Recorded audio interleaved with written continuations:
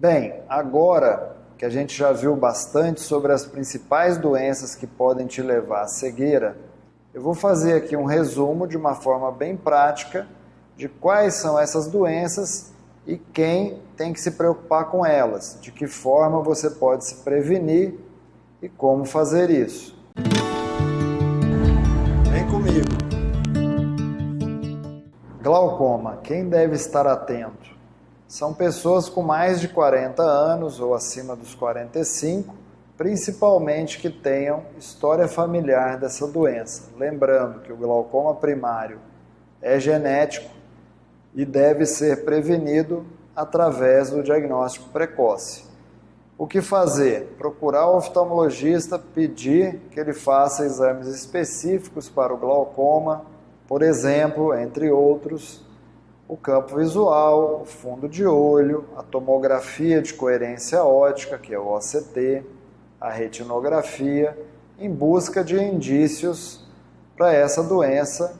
Lembrando que, se for tratada inicialmente, você não vai ter o desprazer de ficar cego e, se for diagnosticado tardiamente, o oftalmologista não conseguirá te devolver as perdas. Retinopatia diabética, o que fazer? Quem deve se preocupar? Todos os pacientes que têm diabetes há mais de 5 anos têm que procurar o oftalmologista no mínimo de 6 em 6 meses, independente se a diabetes está controlada ou não. Obviamente, os que têm diabetes descontrolada têm mais urgência de fazer isso. Não vá ao oftalmologista só quando a glicose baixar para ver seu óculos. Não. Tem que ser feitos os exames da retina, retinografia, fundo de olho, o exame de tomografia de coerência óptica para ver como é que estão as camadas da retina central, principalmente a avaliação da mácula.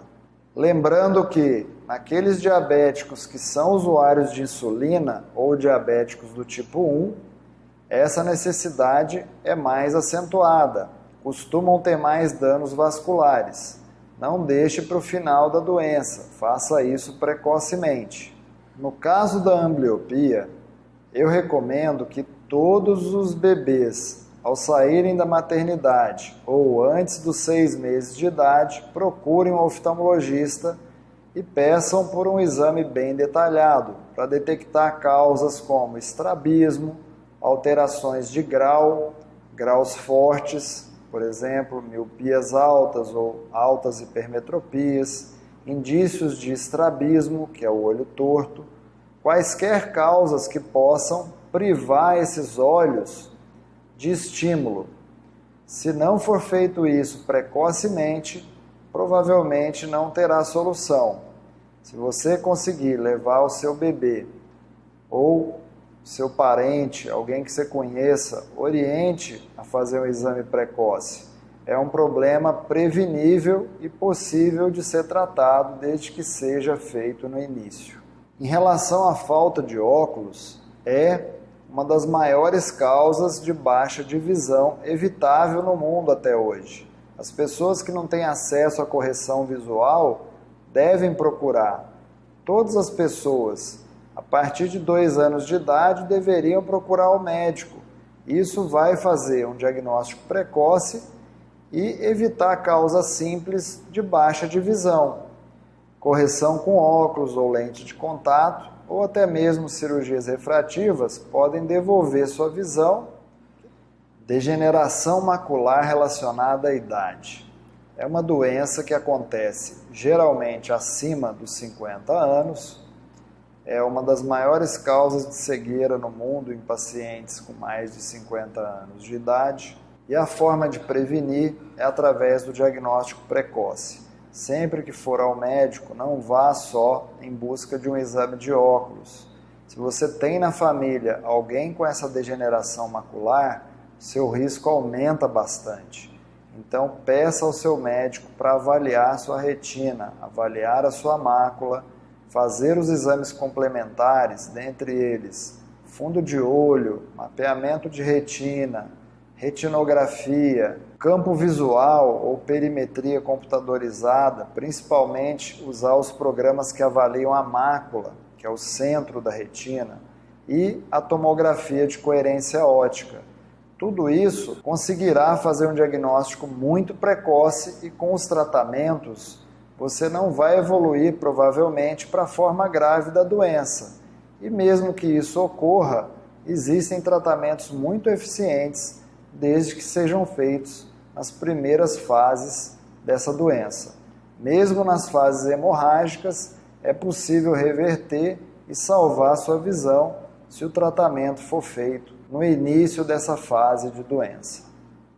Catarata. Hoje em dia, a catarata não é uma doença só de idosos. Embora 5% da população mundial maior de 60 anos pode ter catarata.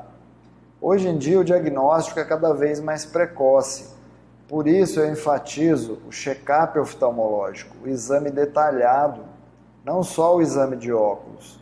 Se você tem mais de 50 anos, o seu grau está mudando muito, se você for míope e a miopia estiver aumentando, ou se você for hipermétrope e a hipermetropia estiver diminuindo, pode ser um indício que o seu cristalino está passando por mudanças.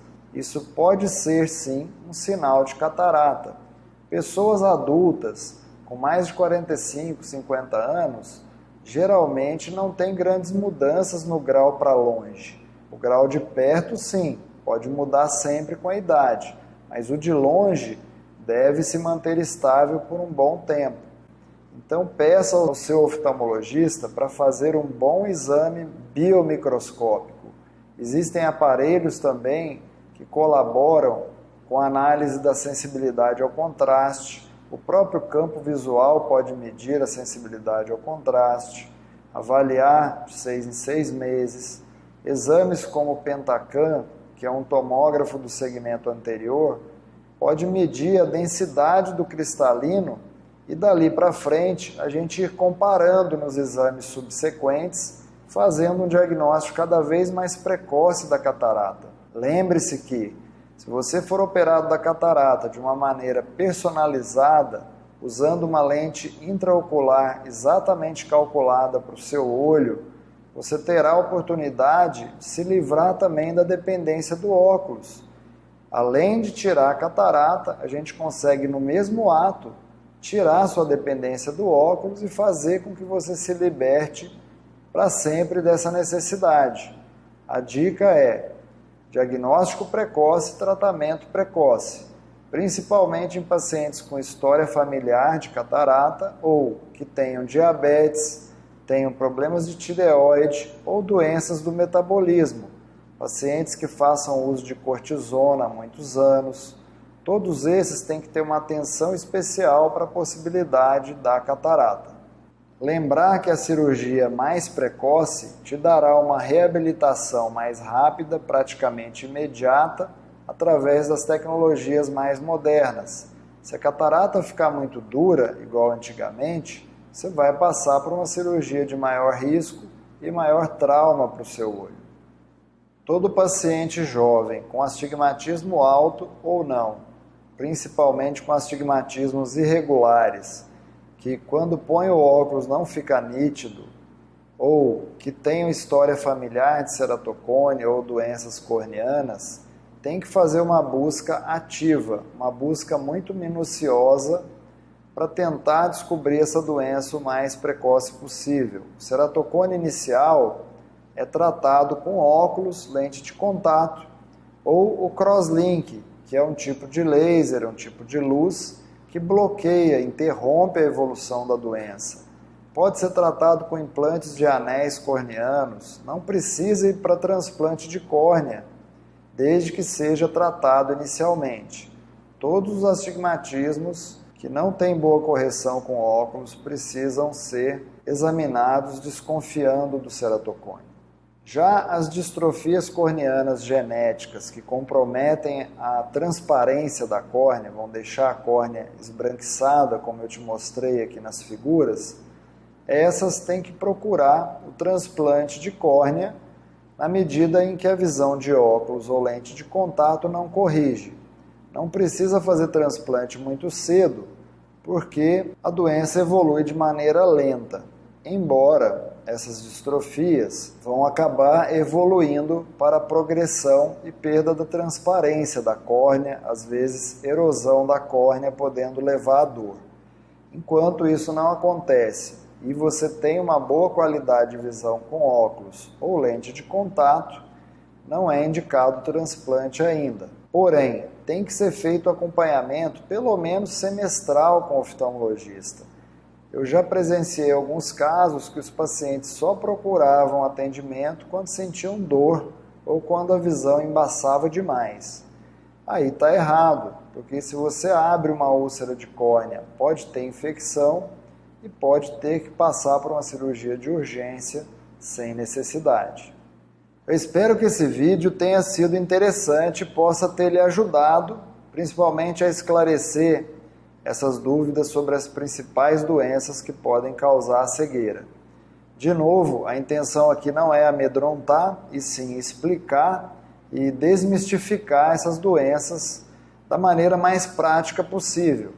Eu sei que o assunto é muito extenso, eu falei de maneira o mais didática possível de cada uma das doenças, de acordo com seu grau de importância.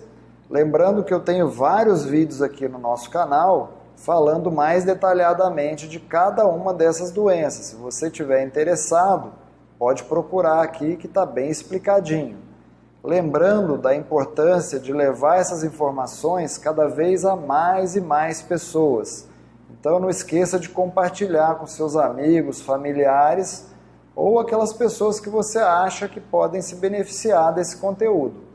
E muito obrigado por ter ficado comigo até agora. Eu sei que foi extenso esse conteúdo, mas a intenção é difundir essas informações para mais e mais pessoas em busca da prevenção da cegueira. Obrigado e até o próximo vídeo.